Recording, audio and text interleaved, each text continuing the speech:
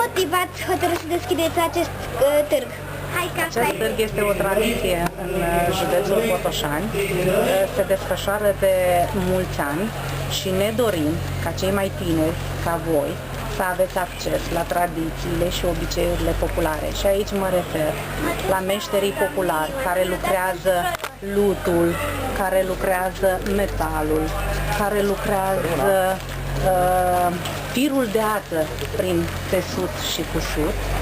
Și nu numai, avem și dansuri populare și cântece populare, practic o îmbinare a tot ceea ce are poporul român din cele mai vechi timpuri. Și toate lucrurile de aici sunt făcute manual? Toate lucrurile de aici sunt lucrate de meșterii populari. Bună! Succes în activitatea voastră!